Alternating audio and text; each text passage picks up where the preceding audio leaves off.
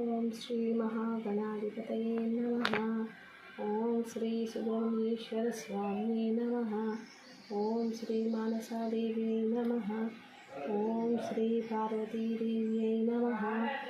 ఓం నమస్తే అస్తు భగవన్ విశ్వేశ్వరాయ మహాదేవాయ త్రయంబకాయ త్రిపురంతకాయ త్రికాలాగ్నికాలాయ కాలాగ్నిరుద్రాయ నీలకంఠాయ మృత్యుంజయాయ సర్వేశ్వరాయ సదాశివాయ శ్రీమన్మహాదేవాయ నమః.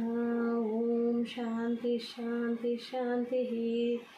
ఓం నందీశ్వరాయ నమః.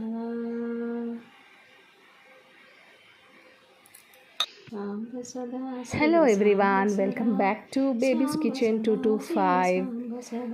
సో శివరాత్రి రోజు నేను కొత్త శివలింగానికి, కాశీ నుండి తెప్పించిన శివలింగానికి ఇట్లా పంచామృతములతో అభిషేకం చేసి నేను ఎప్పట్లాగే బయట తులసికోట పక్కన ఉన్న మారేడు దళం తొట్టిలో పెట్టుకొని పూజ చేసుకోవడానికి చేస్తున్నాను. అంటే 20 ఏళ్ళ నుండి ఆల్రెడీ చేస్తున్న ఒక శివలింగము అందులో ఉండేది. శివలింగము నందీశ్వరుది 2 ఉండేవి. అయితే ఏమైందంటే నేను ఒకరోజు ఇంట్లో లేనప్పుడు అది ఎట్లా విరిగిపోయినాయో ఏమో, నేను వచ్చి చూసేసరికి లింగం కొంచెం విరిగిపోయి ఉన్నది. నందీశ్వరుడు తొట్టిలో లేడు. ఎక్కడ అని వెతికితే అప్పుడు ఎక్కడో కింద దొరికింది. మరి పిల్లులు చేసినాయా, ఎవరు చేసిరా అనేది అసలు తెలియదు. ఎంత ఆలోచించినా కానీ ఏం అర్థం కాలేదు. చాలా బాధ అనిపించింది. 20 ఏళ్ళ నుండి చేస్తున్న స్వామికి అభిషేకము ఇట్లాగ అయిపోయింది ఏంటబ్బా అని.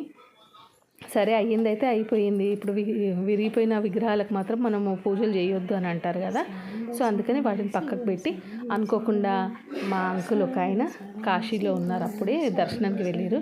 అయితే ఆయనకు చెప్పి ఈ కొత్త శివలింగము, నందీశ్వర లింగము తెప్పించిన.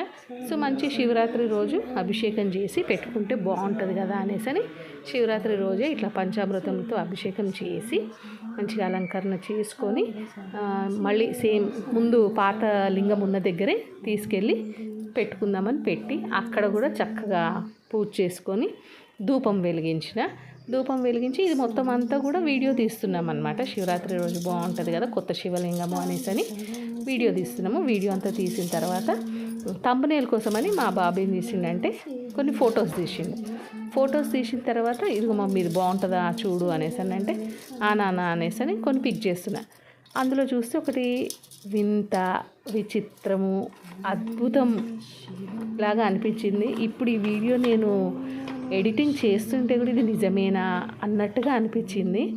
ఒకసారి మీరు చూడండి, ధూపం వెలిగించినాక ఏం కనిపించిందో అనేది చూసి మీకేం కనిపించింది, నాకు కనిపించిందే మీకు కనిపించిందా ధూపంలో అనేది ఒకసారి కామెంట్ చేయండి. అందుకని ఈ వీడియో మీతో షేర్ చేసుకుంటున్నాను. సో చూడండి, ఆ అద్భుతము, ఆ వింత నాకైతే వింతలాగా అనిపించింది. ఇట్లా అవుతుందా నిజంగా, ఇప్పటికి కూడా నమ్మలేకపోతున్నా. ఇది నిజమేనా, ఎవరైనా చూస్తే వీళ్ళే ఏదో ఎడిటింగ్ చేసి ఉండొచ్చు అన్నట్టుగా అనిపిస్తుంది. కానీ నిజంగా నిజము. 20 ఏళ్ళ నుండి నేను చేసిన ఆ శివలింగం సాక్షిగా అది నిజమే. దీంట్లో ఎలాంటి ఎడిటింగ్స్ లేవు. ఒకసారి చూడండి, మీకు కూడా అదే కనిపిస్తే కమెంట్స్లో పెట్టండి మీరు. సో చూడండి, వీడియో మొత్తం పూర్తిగా అభిషేకం అయిపోయింది. ఇప్పుడు విభూతితో అలంకరించి స్వామిని బయటికి వెళ్ళి, అది తులసి తొట్టిలో పెట్టొద్దు అని అంటారు కదా అని మారేడు దళంది ఉందన్నమాట ఆల్రెడీ మొక్క నా దగ్గర. అందులో పెట్టి పూజించుకుంటున్నాను స్వామిని.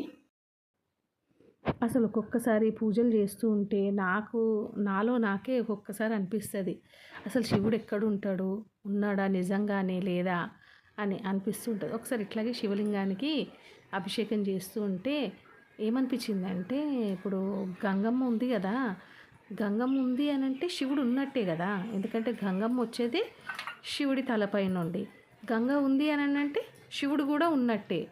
సో ఇట్లా మనలో మనకు ప్రశ్నలు, మనలో మనకే జవాబులు కూడా దొరికేస్తూ ఉంటాయి కొన్నిసార్లు. శివ శివ శంకర శంభో హర హర నమో నమో, మారేడు మూరేడు నేరేడు దళములు నీ పూజ సేవకు తెచ్చితిమయ్యా గంగమ్మ మెచ్చిన జంగమయ్యవని గంగను తెచ్చెదాని పూజ సేవకు శివ శివ శంకర శంభో హర హర నమో నమో. ఫోటో చూడగానే ఫస్ట్ కనిపించే కానీ నేను మా బాబుని అడిగినా, ఇదేంటి నాన్న ఇట్లా కనిపిస్తుంది అనేసి అని అంటే వాడు కూడా చూసి అరే అవును మమ్మీ ఏంటిది అని ఇద్దరం ఆశ్చర్యపోయినాం ఒక్క నిమిషానికి. ఇదిగోండి ఇప్పుడే ఈ ఫోటో చూడండి, ఈ ఫోటోలో కనిపిస్తుంది మీకు క్లియర్గా. ధూపం ఎంత అందంగా ఫామ్ అవుతుందా అనిపించింది. ఓం నమః శివాయ.